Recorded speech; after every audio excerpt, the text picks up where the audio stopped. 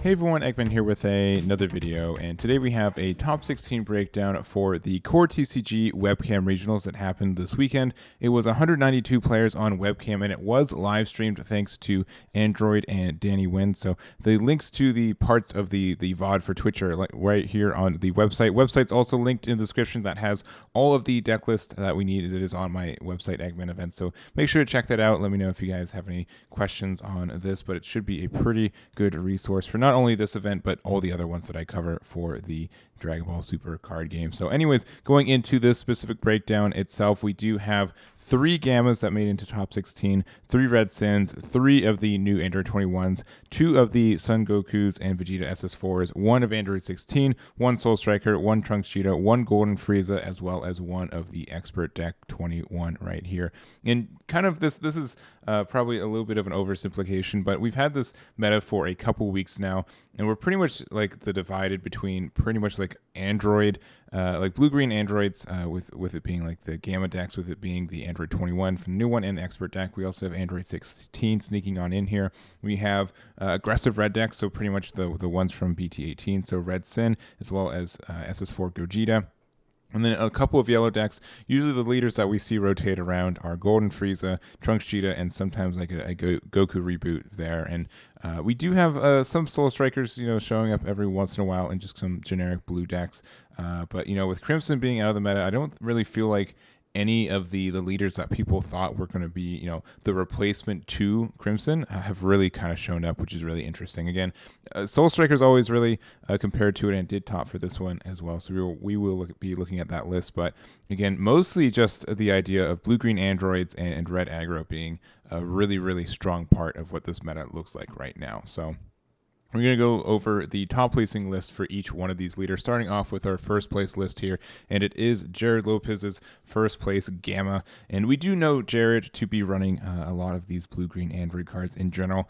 He, obviously known for playing Aandroidd 16, which Aandroidd 16 did top this event, ironically enough, but not by him, obviously. So, but this deck is really great. And honestly, like, the biggest thing about this deck is just fantastic. When you can play Gamma with essentially 10 life, with, being able to recover 2 life with this card, the deck is incredibly strong, especially since this card is very searchable because it just has the Aandroidd trait, which is great.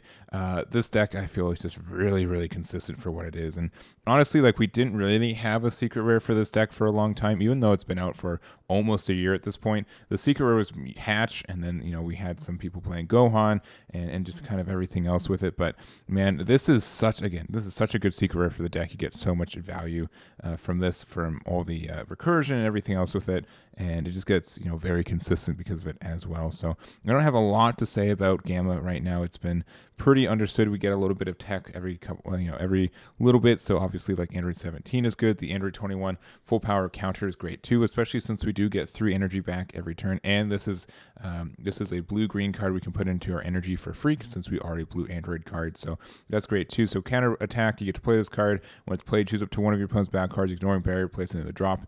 And your opponent can attack with non-leaders for the turn unless they place 1 card from their hand and Z energy in their owner's drop each time. So it's really kind of a great way to be a floodgate. It does cost 4, and it can be countered in some ways too, since it doesn't have deflect. But again, 4 to have blue get rid of something with barrier is actually not too bad, especially, again, since you do get 3 energy at the start of your turn every turn.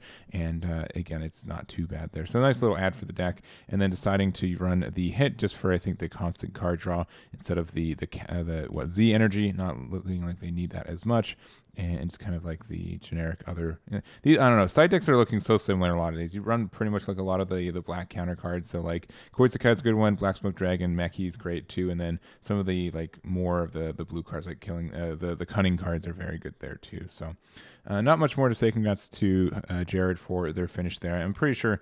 I don't know, Gamma is just such a staple in this game, and it has been for a long time. I don't see it going anywhere anytime soon. So next up, we do have our second place. So this is Erik's Red Sin, and we've seen like the wane of Red Sin after he got hit, but man, the new cards we get, I feel like this card's great. This card is just stupid in this deck, and it just makes it incredibly good in a lot of ways. And that's really all there is for what we've been seeing for this deck, right? Not a lot of changes from there. We do see like Hughes 2 King Piccolo's underling in the deck. So counterplay if your leader card is red, play this card, and if the battle card being played has 5k power less, it's placed in the owner's drop instead of being played. So there are some good ways there too. For example, I don't know, this is a 4k, so that's actually a really good kind of counter for you there.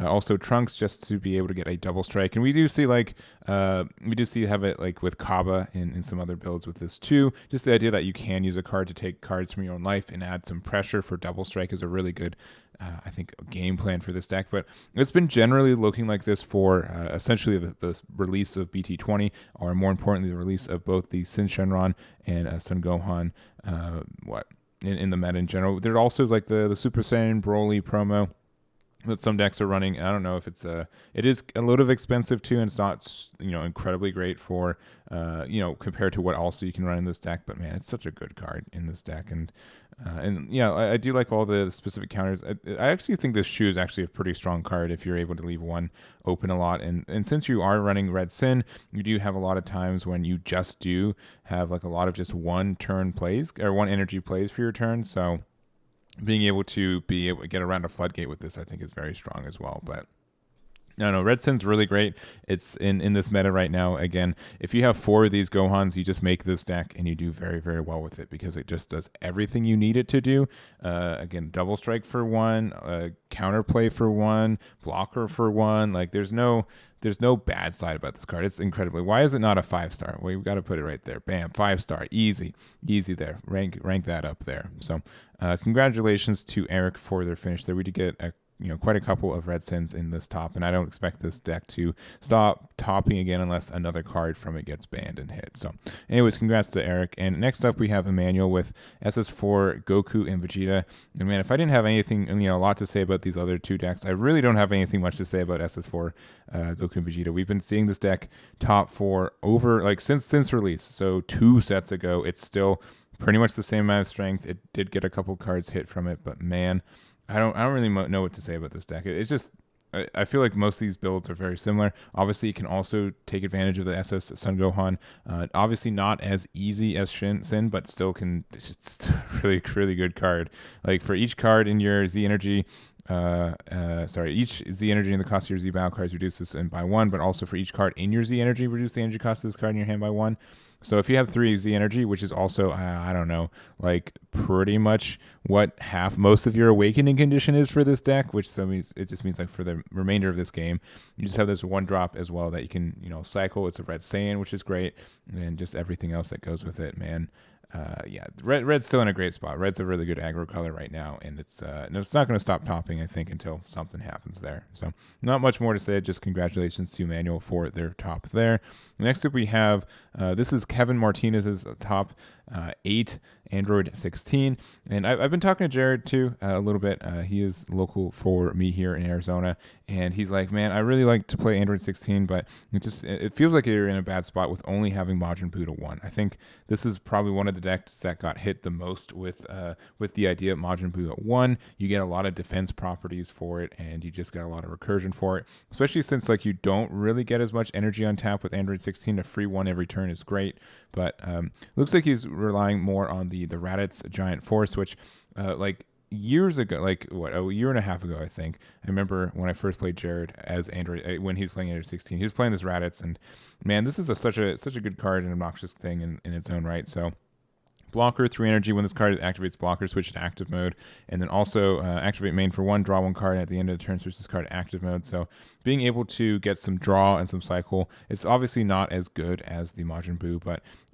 if you think of it this way, if you play it on turn 4 and you only spend 3 energy for it, you get your energy back that you would have been used for Majin Buu. That's probably a really bad example for it, but it's obnoxious in its own right, having another blocker kind of guy and get some advantage for you there. Again, you do get to take advantage of Aandroidd 21 in this deck too, so any deck that just gets to be 10 life is great, and this card really does do everything. Just you play it for cheap, you're able to get rid of cards ignoring barriers and unisons, and you're also able to get that.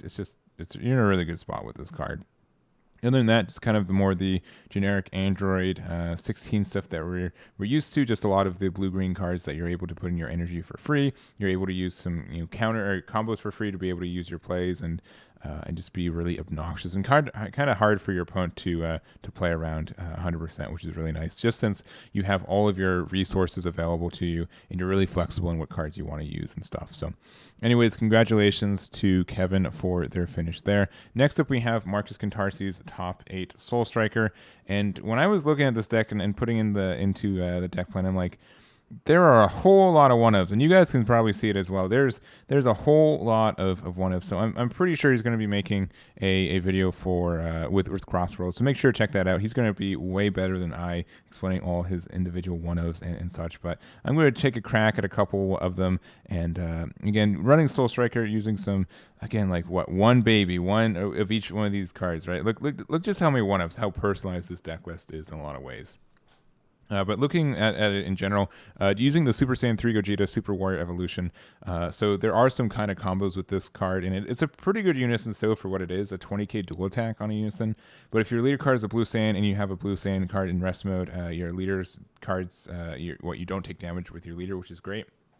Also, for -1, choose up to one of your opponent's battle cards, return them to your owner's hand, then choose up to one Mono Blue Saiyan with an original cost of 2 or less in your hand and play it with his skills negated for the turn. So the kind of combos you get with this is, I think it's almost exclusively Pan and Sun Goten the Interceptor, right? Both these cards are, and I guess Borgos. You have a couple of these Saiyans that you get to play for free, but the reason you'd want to play them for free, besides also getting the bouncing 2 cards back, which could be some like blockers or something, is that you can use them in tandem with the Janemba. So if you have 3 or more energy, choose one of your blue skillless cards with a cost of 2 or 3, return to hand, you get to play this card from your hand, and then you get a crit dual attack. So it's just some funky stuff. So since these are played with their skills negated, they are skillless cards, so you can play the Janemba for free.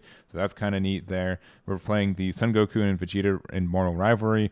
So this has Deflect. If your leader's blue, it's cards in your Z energy, and you discard 1 card from your hand. You have 2 mono blue cards with 5k power from your drop area. With their skills negated, and then you get to play this card from your Z energy. So there's that there. For some reason, I thought this was played in rest, which if it did, it'd be fantastic, because you do have the cheese of Gotenks Return of the Reaper of Justice, which is actually battle if your leader is a mono blue Saiyan card and you have a blue unison play, you get to play this card from your hand in rest mode, which then fulfills the condition of the permanent here, which means that you can cheese not taking damage. And just the fact that these cards exist means that your opponent is going to have a hard time playing around them, or like not wanting to get baited by them. So that's something there too. And also running the Super Saiyan Bardock Spirit Resonance. So auto limit 2, Spirit Boost for 2. Again, we're going to probably have a moderately healthy unison unless your opponent wants to just really sink some damage into it. But if your opponent has 3 or more energy and it's your turn, when this card attacks or is at the end of battle in which this card was used in a combo from your hand, choose up to one of your mono blue leader cards, switch it to active mode, it gets plus 5k power for the turn, then negate its keyword skills for the turn, and you can't activate non-keywords. So being able to use this effect to get like a restand, I think, is good too. So and the plus 5k, when this card attacks or at the end of battle when this card is used in a combo from your hand. So good. I don't know. Just a lot of, like, again, neat little combos. I'm sure I can't go through all of them. Those are just the ones I found looking through the deck and going through it. But again, blue does have a lot of just generically good things. The fact that you do get to just untap 2 in this deck is absurd. I am surprised it's mono blue and there's no like draw apes with it, like Saiyan Instincts, which is usually a staple for this guy, but it got 8th, so it's still in a good spot, and congrats to Markus for their finish there. All right, going on next, we do have Muqsit with TrunksGeta, and Muqsit's been on a real tear for a lot of these regionals. I think he's topped both of the ones, if not all 3 of them that we've had all year. I can check my website later, but he's been doing really well. And honestly, I hadn't known Muqsit until, and I still really don't know, but I hadn't known his name until he got 3rd at North American Finals this past December. But man, he's again just been on a tear since then as well. So getting a 10th place finish here with the Trunks and Vegeta. And this is just like still the best yellow deck in the game. It's been out for a full year, and the reason it's so good is that the package for it is just so small. You just play your 1-drops and your 3-drops at EX Evolve for them. And we saw this at the World Finals. It obviously won the World Finals too, where you can just get so much advantage by not doing anything. Like just the fact that your leader skill lets you draw cards when you do your EX evolves, the fact that you're able to set up your board with some barrier blockers that are a little bit tricky to get rid of, you just generate a lot of advantage in this deck, and it kind of makes it hard for your opponent to interact with you sometimes, and just also lets you just be like really passive aggressive in a lot of ways. But we do have like a lot of neat little yellow text that did come out of this set in a lot of ways. So we do have like the Vegeta, another floodgate for the deck, not that you really need another one.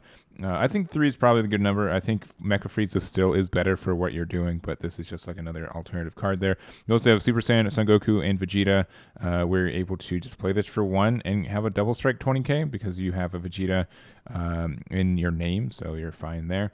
We also do have like the Majin Buu, which is just a big double strike 30k for 1, so why would you not play a copy of that or 2? The new Stin Shenron is just absurd for what it does also, being able to draw a card and to play, and then also it's always a 2 cost essentially, and it's on either player's turn, which is silly. But if your leader's yellow, when your opponent plays a battle card, you may choose that card, negate its skills for the turn. If you do switch this card to active mode, negate this skill for the turn as well, so you can get like a pseudo dual attack or like dual blocker, just a lot of things that this card gets to do. It's really flexible in a lot of ways. The Kibito Kai being able to look top 5 for Saiyan Earthling, and when you send this card to your resort, place up to 1 from your deck with this goes negated for your turn. So you can use this to find your pieces too. And then you are running like the 1-drop of Son Goku and Vegeta, as well as the SSB Vegeta as well, which if you have 3 or more energy, 1 yellow Goku and Vegeta with cost of 1, so you can't use it with the 4-drop, but there's just a lot of synergies with this deck. And I don't know, again, it just generates a lot of value without really getting a lot of interaction from your opponent, and then you are able to just kind of interact with them if you see the cards you want, and you're also able to kind of predict what they're going to be wanting to do on the next turn. So yeah, Musket's been really doing well with yellow, and just congrats to his finish there. Next up, we have Aandroidd 21, and so even though this deck has been, I think, pretty popular and pretty prevalent for this card game right now, it's on the lower end of this top 16. So we did have 3 of them, I believe, right? 3, yeah, we had 3 of them, but it was 11th, 12th, and 14th respectively there too. But I think it is a strong card, and just like the archetype's really good. The archetype's really good, and so we obviously have both leaders. We're going to talk about both of them real quick, but this specifically is Grady Hughes's 11th place list for the deck, and you just like I don't know, you kind of have to go over what this deck does in general, and in general, it's just the fact that this deck lets you use your opponent's cards for energy to ramp, and that's really silly, which is why like we see the pan where you can give it to your opponent, and then you can also just get free ramp for it, or like free cycle and free ramp for it, which is nice. The fact that we can use these Kuzus, which I think a lot of people have been getting a lot of advantage from just for any blue-green deck, being able to have a counterplay that also when this card's in your hand, when this card in your hand is played or used in a combo, your opponent has to discard 1, and then also just bottom deck something with a cost of 6 or less, which is pretty good early game. That's a pretty good range of cards. Just a really solid card in a lot of ways. Our 8-drop also is just obnoxious too. When this card is played, choose any number of your opponent's battle cards, ignoring barrier, place them on his drop, and just like it's just like they wanted this archetype to do well. Like it's really obvious. They really wanted this archetype to do well, and it is doing incredibly well for what it is. Especially like again, like if we look at this pie chart here, we have this is a BT, I think it's 17, BT 16, 17, can't remember when Gamma. When you come out, Gamma? When you come out? Let me see. We're going off script here. BT 17. All right, so we have a BT 17. We have 2 BT 18s. We have just a promo from whenever. This is BT 16. We have a set 1 leader. We have an expansion booster, which came out 2 years ago. We have an expert deck that came out like 3 years ago. And there are no modern leaders. There are no modern leaders besides the Aandroidd 21. And before that, it's there's nothing from BT 19. BT 18, we had like this big red revolution here. But again, just a lot of old decks that are taking advantage of these new cards. And so what I'm really trying to say, I know it's kind of weird at this point in the video, is that they're like, dang it, we really want a leader to do well, and they decided it's going to be Aandroidd 21 with blue. and it's what's doing well right now. That shouldn't be too crazy for that suggestion. So it's really interesting. I don't know if it's an issue with just how big our card pool is, and that there's always going to be like an older leader that was probably like a little bit overtuned, that unless they do something with that leader specifically, you're always going to go back to it. Like that's why like Soul Striker you keep going back to. That's why Trunks and Vegeta has been so strong as always. So I don't know. I don't have much to say about this Aandroidd 21 specifically for this. It's just a very strong deck that was made to be very strong, and we'll see if it continues to do well. It has a really interesting play style, so that is interesting. But I don't know if like Bandai has kind of painted themselves in a corner with some of this card design. So anyways, we also do have the expert deck one we want to talk about. This is David's top 16, and by top 16 I mean 16th place, and it is really nice to see like an older leader like this get some indirect support. This Aandroidd 21 trading places is fantastic for you for being able to get your leader effect and get the cycle and everything for that.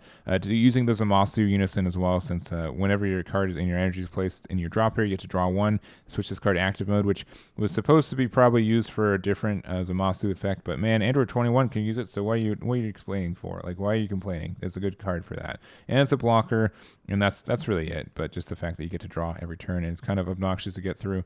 And it's either player's turn, which is nice too, and especially since this is once per turn, which is it only when it hits the drop? Yeah, it's only when the drop. So the Master Roshi doesn't get the effect here, because choose one, return to his hand to replace it, but that's fine there.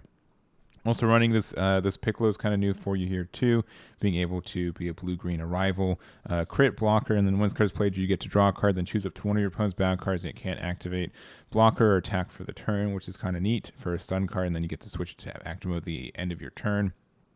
So you get some advantage here. It doesn't have barrier, but it is kind of neat for what it is.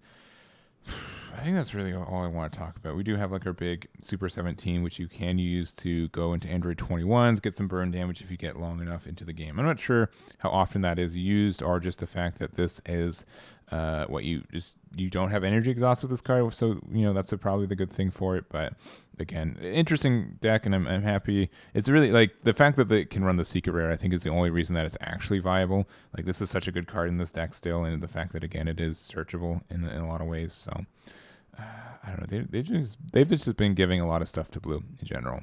All right, finally we do have our set one leader, our ultimate form Golden Frieza. This is run by William Brown. They did get 13th place with it, and it's been really, really cool. I honestly need some more time playing with ultimate form Golden Frieza, but I'm really happy to see that it's still getting some tops and some tops. I mean, a lot of tops in the past couple weeks. It is a really generically good yellow deck, and just the fact that we don't have a lot of early counterplays mean that you do get to just play your one drops and you get to recycle them. And the fact that even though like this is a yellow deck, this is definitely a blue in a lot of ways of getting your energy untapped. The fact that you still get your one of Cold Bloodlust, your one of Power of a Super Saiyan, your one of a really, really good secret rare in the deck.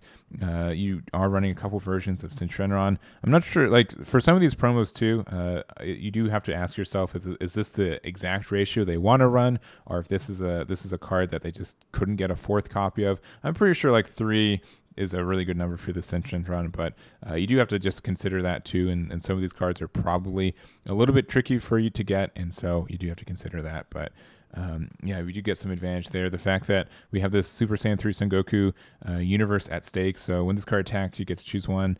Choose up to one of your opponent's battle cards, ignoring barrier, switch to rest mode. Also, activate main. If all your cards in your battle area and on rest mode, you get to switch this card to active mode. So just 2 30k swings with this is really nice.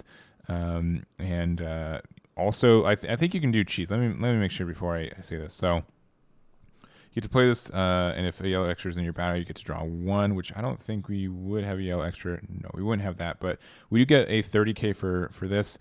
Get rid of something with barrier, and we also can be in this kind of weird position where you can have everything tapped out, and then you can use your leader's effect to pop something, and then you get to get your energy back afterwards. So you don't have to be tapped out with yellow, because traditionally in most yellow decks you don't get any energy untapped, but Golden Frieza is essentially the exception to it. So I don't know if that's ever come up for this deck, but that's just kind of a neat little tech you can do there. Then also the Super Saiyan Son Goku Final Sacrifice. I really like this deck, and when I was playing Turtles about a year ago, I was using this in it. And just the fact that you get to negate the attack and play this card in rest mode. It costs 1, and also Spirit Boost plays this card in its owner's drop. When this card is played, choose up to one of your opponent's battle cards and switch it to rest mode. Additionally, if the chosen card has an energy cost of 5 or less, you get to KO it and draw a card, which we do have some unisons here, including the Sun Gohan and Higher Dragon, which essentially just says +1 untap an energy, or untap 2 with the Golden Frieza. Additionally, the Sun Gohan being able to be empowered over here, you just get a lot of advantage. Like this card essentially is what makes the deck really great, because you get to recycle your 1-drops, which just means you get free energy, which is really good too. So that is kind of how the deck is working there. And again, I do want to test this deck out a little bit more. I do like a lot of what's going on with it, and I think it's in a really good spot. So anyways, that is going to be it for my breakdown for me. Probably a little bit too quick for the decks individual, but I did want to just get these out and get your guys' eyes on it as well. So again, thank you so much to Core for running the event. Also, shoutouts to Brian and Danny for doing the stream for the event. And it was a lot of fun. I haven't watched all of it because I was streaming at the same time, but I have been watching some matches, and it looks like they've been pretty tight. And I think that should be it for me. So again, thank you guys so much for watching, and I'll catch you all next time.